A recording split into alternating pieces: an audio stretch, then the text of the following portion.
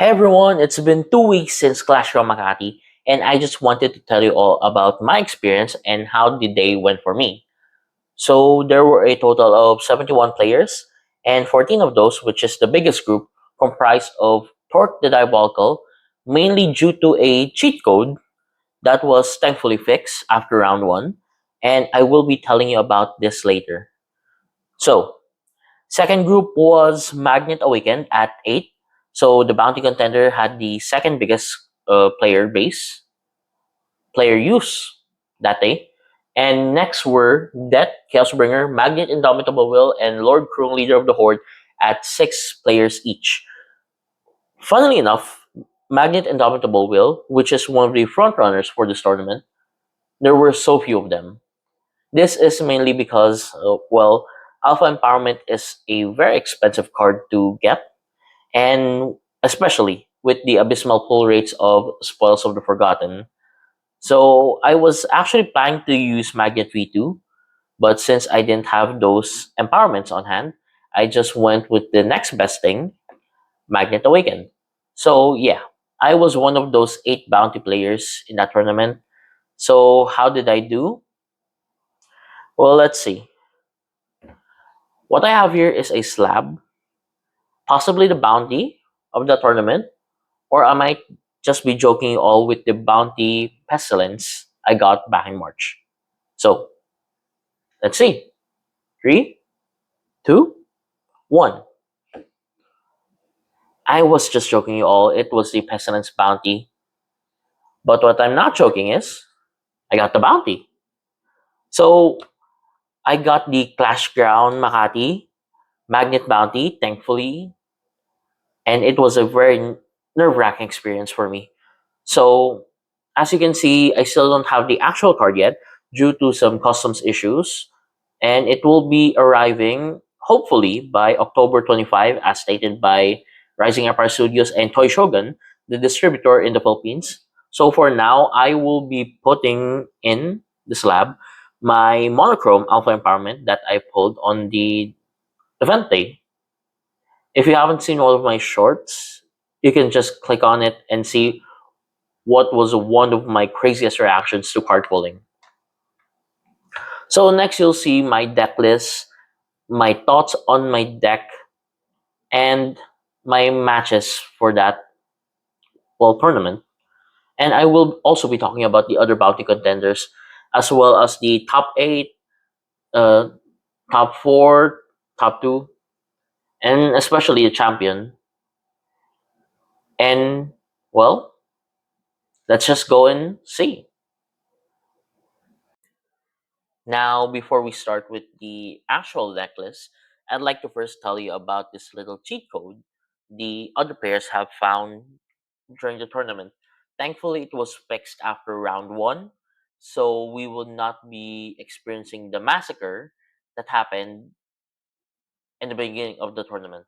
So, this is how it works. This is a combo between outside Dr. Reynolds' office and Port the Uncontrollable.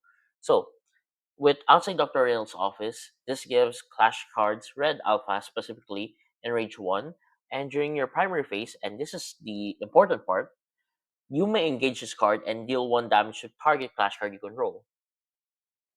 So yeah, Red Alpha Clash cards get in Rage 1, but you tend to forget Torque the Uncontrollable, wherein each non-clash damage dealt gives it a +1/+1 to both attack and defense. And this is the kicker. It doesn't get killed by NCD. So this is where the second effect of Reynolds' office comes in.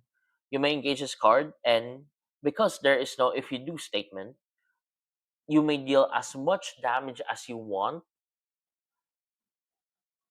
to Torque, giving it infinite damage and just basically giving a one hit KO on turn 2. Yeah, unless you have the, well, Magnet Strap or the Life to Death Epic, it's an automatic KO.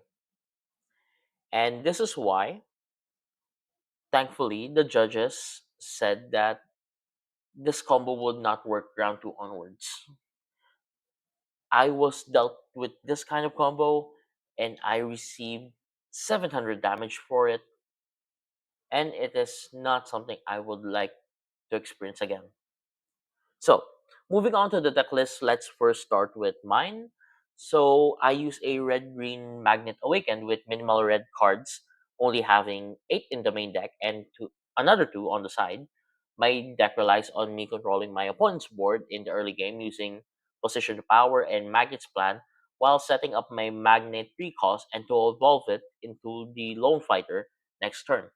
Using Baiting and Shattering Blow Clash buffs, they are my tech that allows me to redirect damage or attack whenever I need them. It worked well against Magnet V2, where they attack with I'm unstoppable, but I was able to use the Baiting Clash buff to redirect my damage to the Clash card. As for my matchups, my first round was toward the Diabolical, so I got hit with the Reynolds Torque combo in the first round. 700 damage, and that's not something I want to experience again. Second round was with Magnet the Indomitable Will, Magnet V2, and I lost 2-0 because I was humiliated by that player. I got killed off twice using the Deflect action card. They just they just left my health down on 2, and whenever I attack, they just deflect. So negate all damage and I get hit for 2. I got humiliated by that deflect action card, and that was very, very, very frustrating. My God. Anyways, third round I fought a fellow Magnet V1 player and won 2-0. Fourth round was against Alpha Aster, also 2-0. And round 5 was a crazy one. I fought against the winner for the Shadowlight Bounty, a Slim, and we had a draw. Mainly because of his deck that was very unpredictable and something I did not expect to see in the tournament, which I will be also explaining later. And round 6 was another Magnet V1. I got another 2-0. And the last round was with the Mean Streak winner, Doms, and I lost 2-0. Again, I will be explaining his deck in the next few lists. So next one we have a Slim, which who was the Shadowlight Bounty as stated earlier. So he got 11 points, and it might not look like much actually. This deck might not look like much, full of small kids, small cost units, but they hit so hard. So he has this relic called the potential no altering potential, yes, altering potential, wherein if you play an alpha you may engage this card and all of your clash cards get plus x plus 0 depending on how many clash cards were played this turn, or minus x minus 0 to an opponent's clash card if for how many cards they played this turn. So this is how what they do in the early game. They just spam the kids. They just spam Shaoli, Shadowlight, Lin, Haven, and they just build up that board until they get the altering potential on board. After that, when they play a card, the opponent just, well, Sir Ace just uses Cybernetic Recall to get them all back. So you have the altering potential in play, no clash cards on the board, and during his turn, he just spams all the kids, mostly rogues. Then when he plays an alpha, that's where the beatdown happens. So he'll be attacking you for around 6 to 7 attack per card, and that should be around 5 to 6 units, I would surmise. So that will be around 30 to 35 damage in just one turn. So if your board is empty, you'd immediately die.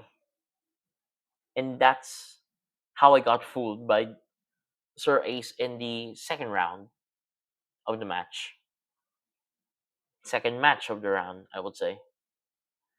So again, he won two games, draws five, because this deck was so unexpected what that none of us that not many of us actually would think that this is a very crazy beatdown deck. Next one was with Dom's, the last person I fought with during the day one, round seven.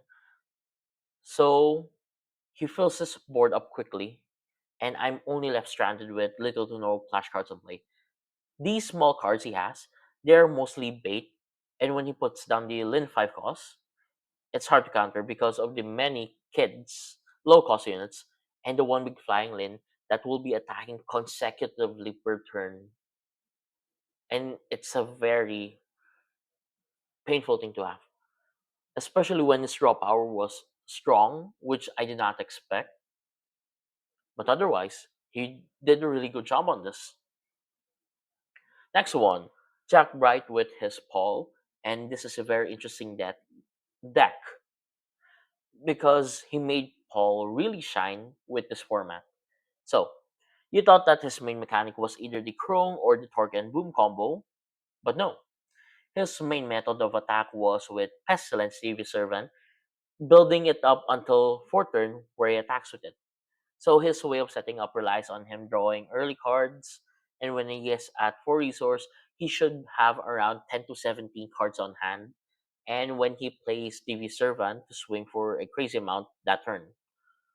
Paul not having any weapons would make any player confused, and he just took this crazy deck to another level. Now for the last bounty, we have Sir Santi, who achieved the highest placement among bounty contenders with his Warcry.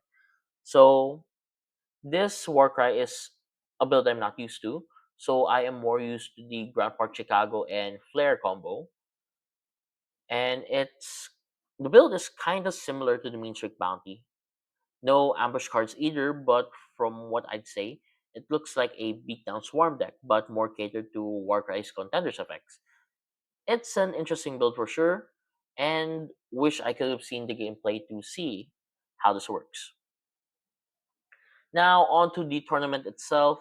As I said before, there were a total of 71 contenders, players, and Torque being the 14th, the biggest group, because of, well, that cheat code I told earlier, and Magnet Awaken with the biggest uh, bounty pool here. So we have notable notable stuff. We have Haven Biding Time with use of the Clarity String, one of the newer cards from Spells of the Forgotten, and Guy actually got his Haven to top four with this card plus the Clarity String. Because who doesn't want to see your Havens fly? Really? Yeah, I faced against a Haven build.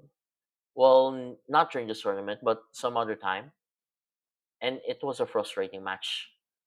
I couldn't do anything. I kept removing and removing the small units and the heavy armors, but they keep and keep and keep on coming back, and that was very frustrating for me. So, other notable decks, Kilimanjaro Power Erupting. So this was used by Sir RJ Alcantara, who got fourth place, I believe, in the Hobby Stadium Awakening. So we also have Clarity Aegis Defender, Kagan the Eternal Dragon, Conquest Indestructible, and one of my favorite contenders, Pestilence Toxic Presence. And I was so happy when I saw this in one of the rounds. So there was a Pestilence player just playing beside me, and I got so happy seeing it. Now, for the top eight, we have Guy, who was the Pro Tour and Clash Ground Pasai champion. Fierce Chicken, one of the most notable ones when using Magnet V2. Melvinism, who was a repeating Clash Crown champion back in the early games. Edizone was one of the new ones, I believe. Tokwafu, Bear, Mikael T, who was second place in this tournament, and Jules. So, as you can see, Melvin once again won Clash Royale Makati, and well, it's Torque. Even without the cheat code, Torque still won. And under Melvin's guidance, he surely brought this to victory. Now, for the deck list, so Melvin's deck list is a red black. So primarily with the Torque and Chrome play playlist, I would say. So you have the standard cards here. So Torque, 4 pieces, favorable.